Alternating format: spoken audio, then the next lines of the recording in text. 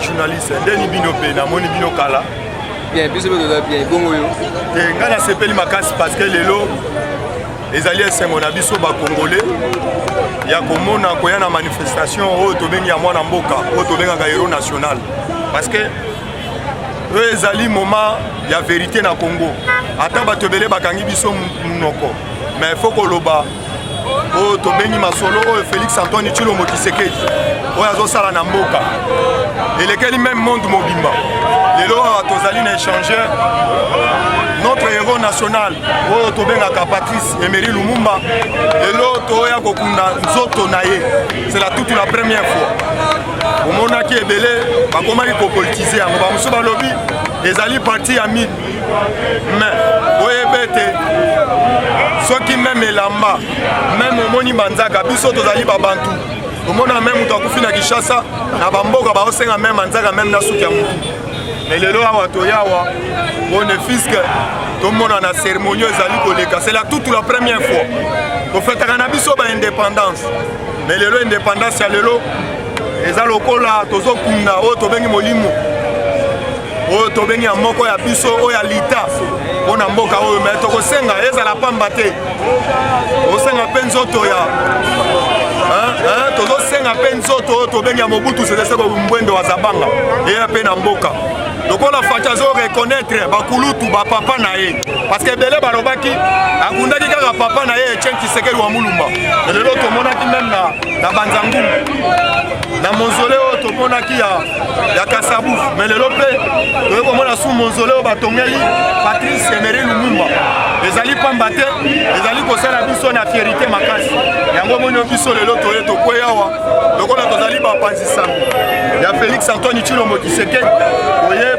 Vous savez, il y a une mobilisation, mais il y a une banguna. Balingi bazwa. Peuple congolais, le peuple congolais a commis quoi attaquer, tout songolo pakala. Il y a différence entre les idiotiques et les bantous. Biso tozali ba bantou to la galama na batu.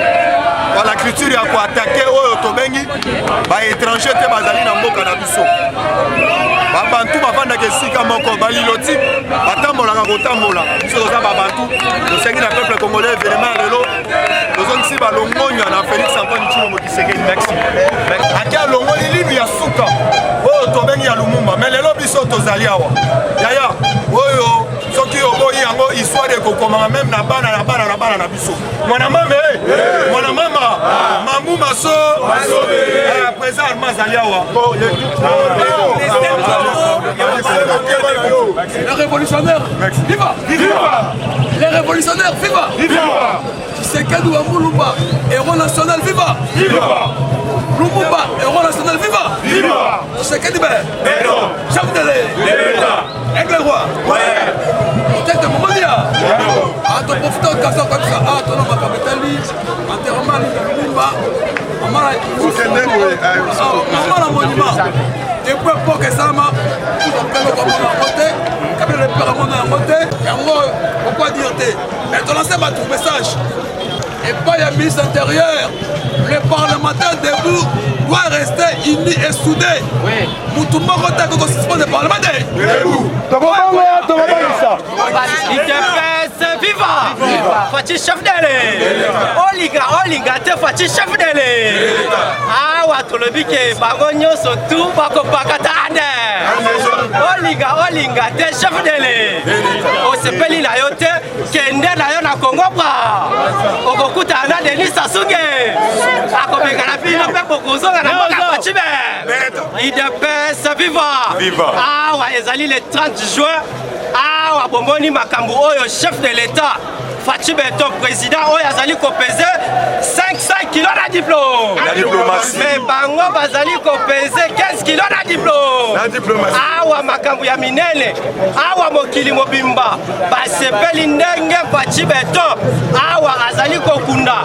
Lumumba na mboka ya Fachi Beton, olinga te, tolobaka ete mutu na mutu, azali na domaine na ye. Awa tolobike ba chauffeur bazali bande batu ope babinaka bazali ande na mboka Fachi Beton. Awa mardi biso nyonso tu na bureau awa na ministère et pas. Merci, c'est toujours votre humble serviteur Cordo Cisco Charles Afuna. On remercie haute politique et chef de l'État Félix Tshisekedi Tshilombo pour reconnaître le tout premier ministre Patrice Emery Lumumba, alors qui c'était opinion nationale, internationale, bazali vrai démocrate et puis alors qui c'est mon bazana bolimo ya Congo pe bolimo ya ba Congolais parce que la culture na biso ba africain ba bantu ezala linzaka ezala souki ezala linu eza symbole moko ya munene oyo eza ko représenter zoto ya mutu. Relique ya Lumumba evandi plus de 60 ans au niveau de Belgique, on est en Moka. Mais bakonzi ya mboka baleki be na mboka oyo.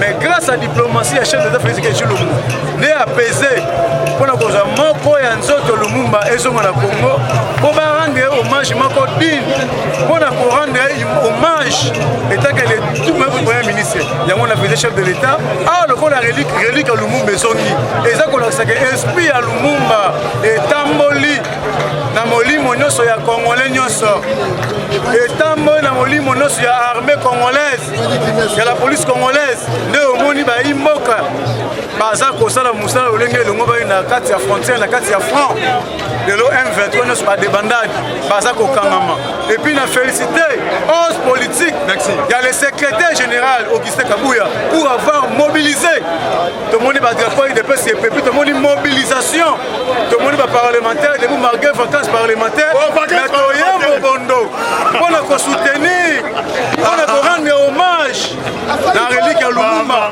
on a kolakisa ete parti na biso eza kotambola olenge longo bani parce que vraiment na de peste on a na ade Tshisekedi akoki koya te kokritike bakonzi ya parti kosali de peste yango na lobi boye nasengi na tous les combattants ya de peste basalelaka na mouvement sur la santé na YouTube te na WhatsApp te na parlement de bouté na mouvement te basalelaka na cellule yango na makonzi lobi tout le monde azonga na cellule na ye conformément règlement de l'intérieur na statut ya parti ezongi esprit ya peuple congolais est commis éveillé esprit ya Mukishi le docteur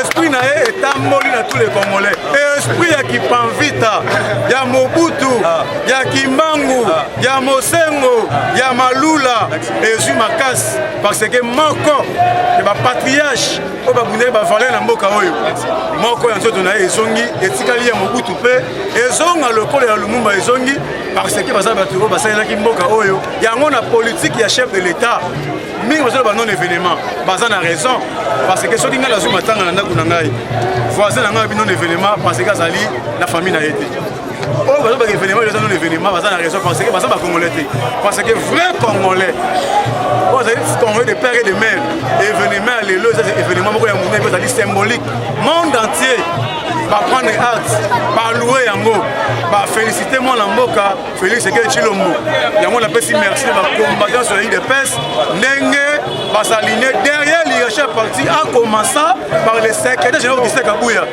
akosenga mpe na CG na biso fula mwana ezalaka te na baoyo bazali kotosa na bao babungi nzela kosangisa bango nyonso libota moko dans la même direction parce que fou la mona ezalaka te soki mwana subi na loboko na yo bakataka loboko te nayebi kozali chrétien ozali responsable obangaka nzambe oza motema monene bana nyonso bazali bana na yo j'espère que otya na motema nayebi ke yo Augustin Kabuya secrétaire général na base ya UDPS na exécutif 2023 objectif na biso to reli mokonzi ya mboka et puis topesa ye majorité écrasante bolukaka bilan yango oyo Mobutu avandi ya 32 ans atikala kopense te ke reli kolomumba ezonga tozwi Kabila oyo aya na barwandais na mboka Kabila tata na ye nani soit disant tata na ye 4 ans na mboka oyo reli kolomumba ezonga te tozwi un rwandais Tanzanais de père, Rwandais de mère, avant d'il y a 18 ans, à part Koïba, n'a pas assassiné les Congolais, n'a pas fausse commune, n'a pas tuerie et génocide de tous les temps. À ce qu'on pensait que vous avez dit que nous maison, il y a pensé que nous avons qu'on a caissé à l'État, n'a pas Congolais. Mais grâce à la diplomatie, il a fait ce que tu l'as papa, bilan est largement positif. Vous voyez, en 2023, Félix Tshisekedi pour rien avec majorité écrasante. Il y a un ministre Kabuya, Aza Kora la Pungite, Aza Kosala Moussala Tango Midi pourquoi Aza Kora dynamisé parti, Abouki Martyr, Abouki Funa, Abouki Changu, Akeiba Congo, Abouki, Akei Congo Central, Abouki, Akei Kassai Marais, mais dans le style de Tokotambo dans toutes les provinces. C'est Kabuya, Aza Moussala qui t'a proposé que 2023, ensemble, na UDPS Mobimba, Toreli Mokonzamboka, et puis tu peux essayer majorité écrasante. Na sengi na tous les indisciplinés à UDPS, Bozongo Nanzela, tu respecter la hiérarchie à partir. Na remercier Fort du Progrès, on va mobiliser, na Mela, il y a le secrétaire général, la conférence du chef de l'État Augustin Kabuya. On va s'aligner dans la mobilisation. Oh, le somonio, c'est UDPS na UDPS. Drapeau, ça qu'on peut pas. Pour les tous les partis politiques, il y a un cinq na tous les adversaires à UDPS. Na cinq na kouya, ba infiltrer. On va infiltrer sur WhatsApp, na YouTube. Voilà. Pas ça na UDPS c'était. Parce que vraiment na UDPS, à Koki ko salir UDPS c'était. À Koki ko critiquer ba konza UDPS c'était. Il y a un mot moni na mettre bango en garde. Oh, ba infiltrer nyoso. Ba infiltrer le soyi de pes. Na mettre bango en garde. Bien merci. Na mettre bango en garde. Na sangi réconciliation pour na bana UDPS ba bungizela. Mais ba infiltrer. On va aussi ne va pas perdre de parler soi-disant. Merci. On se met drapeau na UDPS, on chena kwa na bino. On me dit bombe. On me dit moi bangi na yo. Fufa pio. On parlementaire de non. Batanga ba Cisco. Batanga ba Doé Pierre Zomba. Batanga na yo parlementaire de mais il faut être malade. Botika ko sakana UDPS. UDPS ezali parti ya ba valeur. Ya ba délégué. Et là Augustin Kabuya a aussi passé la droiture et comme il va bomi parti. Est-ce que vous êtes dans la saison mon parti? Et là Augustin Kabuya a sommi machine pour na un peu ba kansa ba combattre. Tomona ki yango. Chama Kabuya vendaki pendant 4 ans. A reçu $5 article biso ba récit. Mais le Augustin Kabuya a sommi machine pour na été ba combattant ba zo ba carte. Yango na lobby boy. Na sengi na vrai combattant UDPS, donc respecter hiérarchie parti, nous soutenir chef de l'État. J'ai dit et je vous remercie. Merci. Bobe tele maboko. Na collègue na président Cisco. Oya sengi to sangana. Ye moko ye ko tumba mboka. Lobi mama sanga chobu. Omoni combat to kundana chobu. Na yebisa ke bino. Na koya chobu nzama kolo to longa Kabila. Ye combat l'Afrique du Sud. Na yebisa bino na yeki. O ba ko kanganga na yo na ye. Kabila longo to pouvoir. Ya pesi bino mbote. Botika ko chuma na combat. O ida UDPS vient bisa biso ko ibelo ka muvite ko combattre ko trahirité. Ya o moto na pouvoir na biso ya moto ko gagner na UDPS. Si vous connaissez ça ko ya bo bossa. Vous êtes les défenseurs de l'UDPS. Tous sont des anti-valeurs sur l'UDPS. Parce que vous remarquez la partie de Bisso, va infiltrer le côté Béni. Ça dit que l'UDPS n'a pas d'écouter. Na Moumate, na Soissante, na YouTube, na WhatsApp. Ça dit que l'UDPS na cellule na yo. Conformément à la station partie, na règlement de détail à l'UDPS. Par exemple, au Ganga, au CG Kabé au UDPS. Est-ce que au UDPS, les gens qui sont tous les combattants de cellule, devant une Kaboum Yao, depuis les 3 ans, nous sommes dans le cas de parti.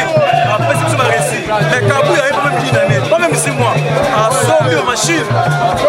On a un prix, carte va combattre. La place de la société est à beaucoup de cartes. Les cartes sont sur la machine. Mais le lot, réellement, qui a pas mal dans la mobilisation des cartes. Crapaud voix. Malgré les parlementaires de vacances, méthodiers, par cellulaire, parlementaires debout, fort du progrès, ligue des jeunes, ligue de femmes, tous ça, on a soutenir le chef de l'État dans l'initiative Bazui, il y a besoin de sa relique. Il y a Lumumba. Oh, bah, président, les cas d'Amboka, on va s'en aller à côté. Mais grâce à le chef de l'État, il fait Lumumba. Il y a besoin de ça. Et Tikali Mobutu, à besoin de ça. Il y a encore Lumumba, esprit à Lumumba, et tant mon esprit à Congolais, et Koti, la carte armée congolaise, et la police armée congolaise, pour la Konyata, M23, symbolique, il y a l'Inzaka, na Kiti Babantou, et il y a Sine, comme ma casse, et vous changez par donne politique, par donne sécurité dans le monde. Il y a un homme qui m'a dit Félix Sekedi Chilombo, bilan élargissement positif. Dans ce que les collègues Nangaï vendent pour échanger à chambre. Merci beaucoup de voici tellement tout. Oui, ça qui est tous les combattants parlementaires debout et ça déracate qui est baillé non et on s'en va pour l'IDPS. Il faut qu'il y ait de la série. Ils sont parlementaires debout contre les secrétaires généraux de Christophe Kabouya. Pour ça déjà la série, la structure nous c'est ça la série. La visibilité c'est ma casse. Nous avons félicité chef de l'État. Maintenant nous félicité le secrétaire général de Christophe Kabouya. Moi nous avons sa réélection et chef de l'État. Nous avons une majorité écrasante en 2023 pour notre félicitations au gars et le peuple d'abord. Donc félicitations à Christophe Kabouya dans la stratégie politique à Zosala. Natiki Maloma et Paya, président Frédéric Balamanaï, charge. Merci beaucoup. Bandeko Bino Moro Boyebi, Mouta Ndeko Mobutu, a-t-il pouvoir dans 97. Ndeko Kabila Ye, a-t-il pouvoir dans 2001. Ndeko Labiso ya Ben Laden wa Mwana. Si en 2018 a-t-il pouvoir, a-t-il posé l'ikanicité, il y a Luka Kozwa Nzoto, il y a reste, il y a notre héros national, Emery Patrice Lumumba, et il y a Awa, a-t-il posé l'ikanicité. Natang ou la chef de l'État Fatih Béton, des pères et des mères, à Philippe Kalisiwana, il y a Boyana, reste à des couilles, il y a héros national et Nabissé. Il y a moi qui pour remercier le chef de l'État. Un message à Mouké, la bande de Koba Zali pour Loba Mingi. On a ni Batini Bamona Cellule. Batini Bamona Cellule, pour identifier Bango, pour enregistrer Bango, Toyeba, la IDP Tozali, 15 millions, 20 millions. Ou même sur l'île Pézali, Baïba au Kabola, merci beaucoup. Merci.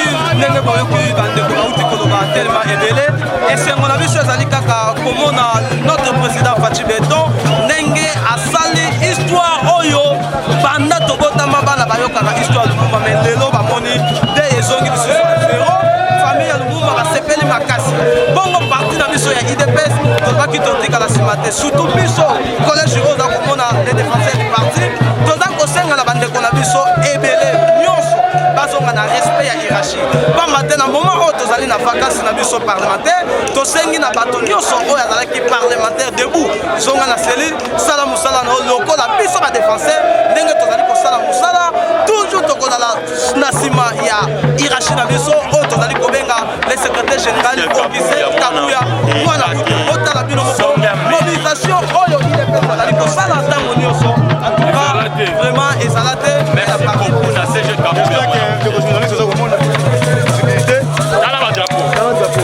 si na kati kuna na suka drapo ya ali soko tuna si bo na kati ika pesa na ile pesa sako bona mobilisation si na sima kuna drapo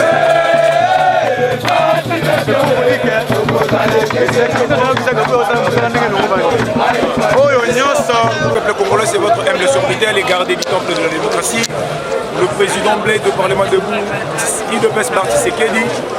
Je suis venu ici vers le changeur de l'humanité juste pour rendre le dernier hommage à notre héros national qu'on appelle Emery Patrice Lumumba. Je suis le détenteur du pouvoir de Fatih Béton ainsi que la personne qui détient le mandat spécial d'Étienne Tshisekedi Lumumba. Nous sommes venus ici pour rendre les derniers hommages et mettre en garde quiconque tentera perturber le bon déroulement du Parlement debout, il va nous retrouver dans son chemin.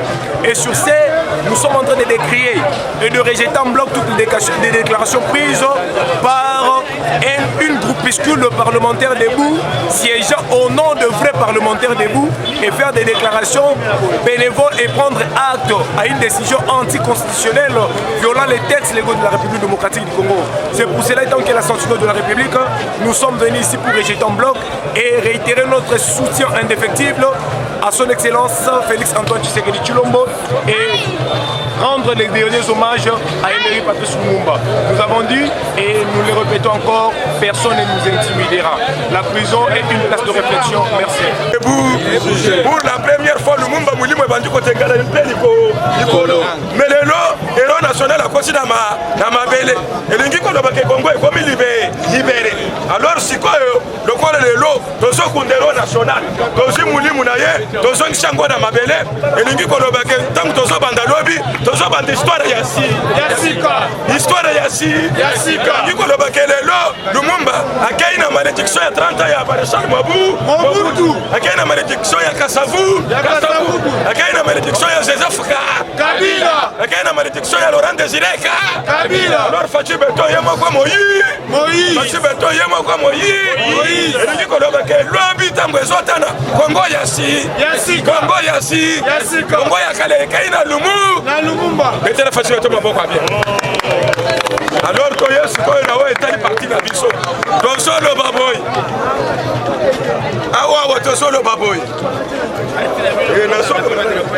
Parlement debout, et ça structure, oui, Salamana, yémo quoi, tu sais que tu benga ngo structure moko autonome, mutu moko côté, après qu'il soit cadena, à Tchebiso na muno. Mais tu dois regretter décision. Il y a ministre Achelo, à ce cadena Tchebiso na minokoto le bâté, mais c'est Achelo, ministre Yeba que au violer droit et liberté d'expression. Dans le 21e siècle, les alaka. Et l'unique démocratie et sa liberté d'expression. Et ça droit fondamental. C'est que Bisso, dans le bas. Pourquoi vous empêchez Bisso Macambouno surtout? Pourquoi vous empêcez Bisso Macambouno surtout? Mais les Cambo, il y a quoi réfléchir. Pourquoi vous empêchez Bisso? Alors les mardis, Bisso Nosso, il faut que le ministre Asselo, pour aller Bisso, il y a un violer la liberté d'expression. Alors, on est au côté de ce qui a été réellement la partie à la démocratie. Quand on est presque 62 ans, nous sommes dans Matanga. Et puis que ceux qui sont dans Matanga,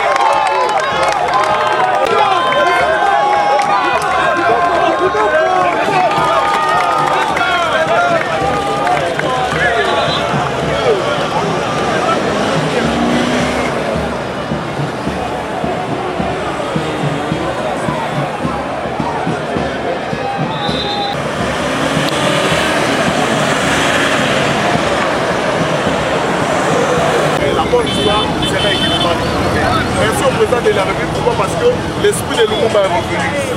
Et puisque l'esprit est revenu ici, nous osons croire que Lumumba va encore renaître dans les cœurs des Congolais et dans le pensée des Congolais. Et si seulement Lumumba renaît parmi nous, les Congos sera libre. Et surtout que le chef de l'État nous avait promis qu'à la fin de son mandat, les Congos sera un pays libre. Et voilà les signes qui prouvent à suffrage qu'avant qu'on arrive en 2023, les Congos sera libre. Merci.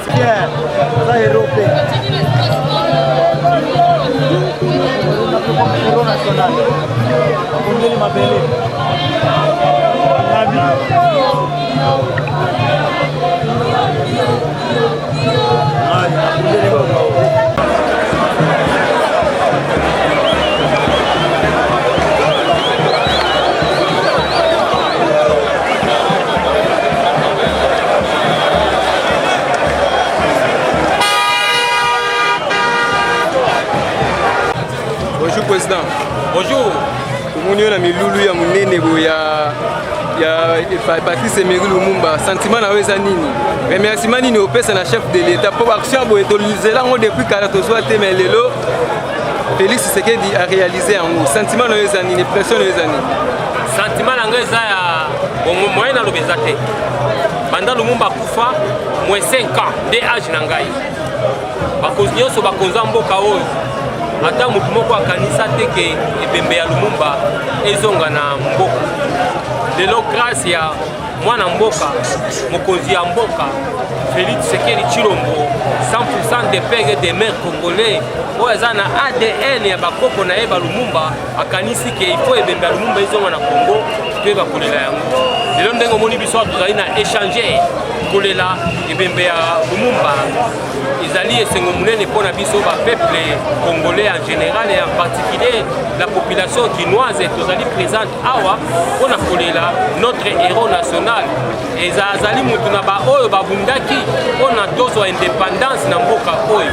Lelo tozali awa c'est grâce na ya ba Lumumba na bandeko mosusu papa na biso bakoko na biso babunda po tozwa liberté d'expression, tozwa indépendance, autonomie na biso propre. Yango ya kufaki mpona indépendance lelo te tozali awa tozali kolela ye. Merci beaucoup na mokonzi ya mboka Félix Tshisekedi Tshilombo. Merci beaucoup na mokonzi ya mboka na politique na ye payante oyo azali kosala na mboka bapaya kolakisa ke azali vraiment un vrai diplomate. Yango tosengi na population nyonso ya Congo tozala bomoko, tozala uni. biso nyonso nsima ya idée idéologie ya mokonzi ya mboka mpona développement ya mboka na biso RDC e nasepeli mingi na ndenge aza kobetela PCT mingi na likambo ya tribalisme na Congo ezali mboka ezali kosangisa batribu ebele oyo akoya na esprit ya tribalisme place na ezali na esika oyo te lelo toza na esengo tozali kolela notre héros national de l'autre côté à l'est tozali kobunda mpona kobengana banguna na biso na este kuna oyo bazali kotia insécurité na mboka ezali mpona Faci Beton 18 ans guerre ya esi esilaki te lelo avec Faci Beton des Congolais des militaires 100% Congolais des maires oyo bazali na front kuna bazali korepousser baennemi ya peuple congolais oyo bazali kokende kuna na Rwanda vraiment tozala biso unis tozala biso nyonso soudés derrière le chef de l'État na bakonzi na biso ya gouvernement mpona kotia kimia total paix total na RDC mpo kimia ezala na este kuna mpo mboka oyo ezali ya biso nyonso. Les hommes passent, les institutions restent. Ici, mandat à Félix Tshisekedi esili, deuxième mandat esili, akokende mwana mboka musu akoya mpona kosala continuité de l'État mpona mboka na biso ekende liboso. Merci beaucoup na mokonzi ya mboka na oyo asali vraiment population azali ya kosepela soki otali awa badrapo ya UDPS ya PALU ya AFDC ya MLC namoni kaka drapo moko namoni ezali koflote awa te ezali ka drapo ya PPID. Mwana mboka na kati yo maloba te mwana mboka na kati yo maloba te mais bapeple baza bana ya UDPS baza kofistige balobi pourquoi na bamanifestation ndeti ya boye badrapo lokola ya ba AFDC ya ba ACP ekoki koleka oyo ya UDPS wana ezali organisation eza bien te bien ndenge nini organisation ezali malamu epa secrétaire général Augustin Kabuya l'homme qui gère le parti au quotidien neti ngai nazali président sectionnaire ya Ngiringiri ngai moko na ye na 30 drapeaux yango wana ezokopepa wana plus de 30 drapeaux oyo euti na session ya Ngiringiri tozali plus de baselile eza ebele badrapeau ezali ebele awa otala yango eza koleka wana seli de pes qui flotte ezali organisation eza tala yo moko lakisa badrapeau tala kuna badrapeau eza ya IDPS nous sommes là parti na biso ezali présent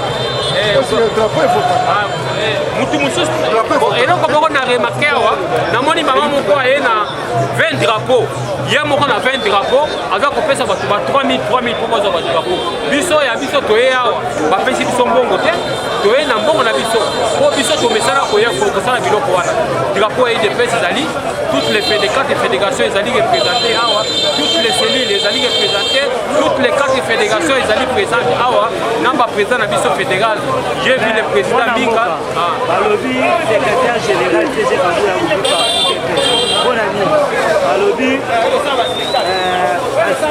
ancien président utakozala na IDPS ndeko jamaka bafingai na lolenge nyonso bamalmena ye babengai tina bacaroline akangisa bakombatati yango kama secrétaire général akomokanisa bakombata tuto autrement Gél Kalubi na Patrick Tumbali Nyoko aza déjà na prison na quelques combattants wana eza baarkisation ya bato balobi ke TG Kabuya mokanisi bango parti ekufi.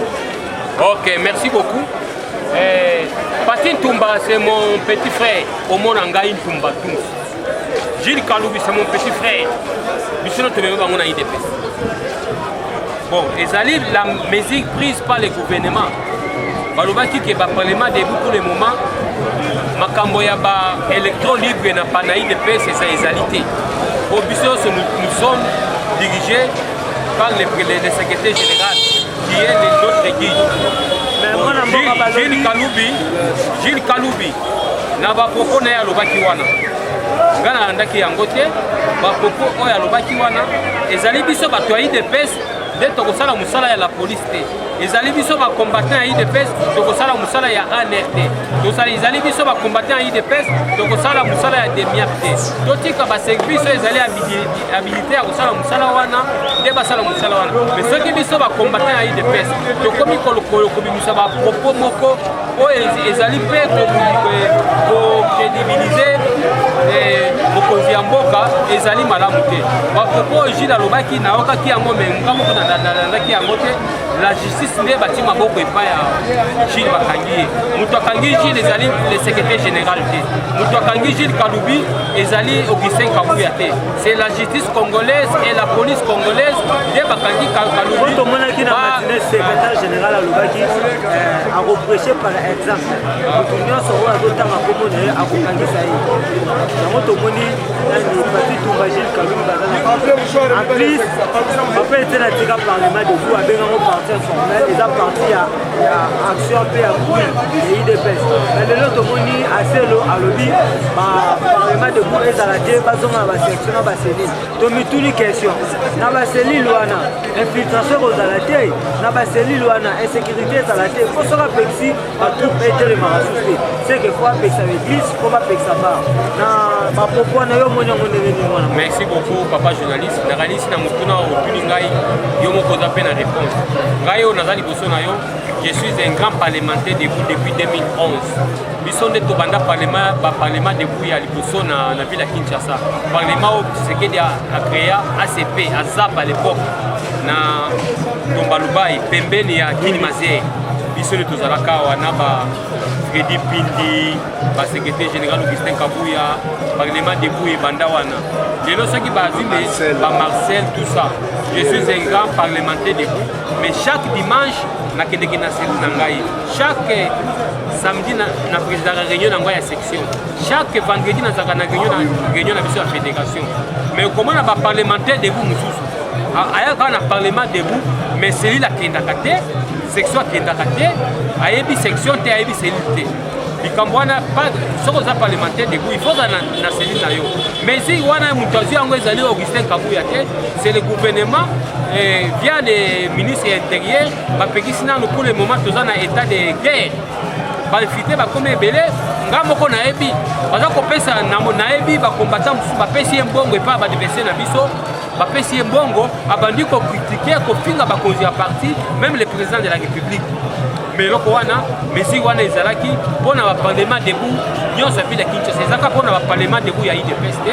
tous les parlements debout bazali kosiéger na ville ya Kinshasa ya ECD ya Lamuka tout ça ezali mesure prise pour tous les parlements debout ya ville ya Kinshasa ezali kaka mpona baparlementaire debout ya IDPS te moi je suis un grand parlementaire mesure wana ezwaki biso nyonso mais chaque dimanche baparlementaire na ngai ya ngiringiri bazali koya korange na section bazali koya korange na cellule comme le président Moïse Tissanda azali président ya parlement debout ya Gambela mais chaque dimanche azali na cellule na ye chaque samedi aza na section chaque vendredi nous sommes avec lui à la fédération mais oza parlementaire debout yaka na cellule na yo na cellule na yo nde kotokozwa carte na yo ya bamembre okozwa bakarte ya membre na parlement debout te cette mesure balongola likambo ya Gilles Kaloubi na ya Pati Ntumba te secrétaire général nde akangisi bango non c'est le gouvernement et la police na bapropos ya moko na moko ndenge balobaki nde justice ati maboko na bango nakanisi bakotika bango baza wana mboka mais likambo ya parlement debout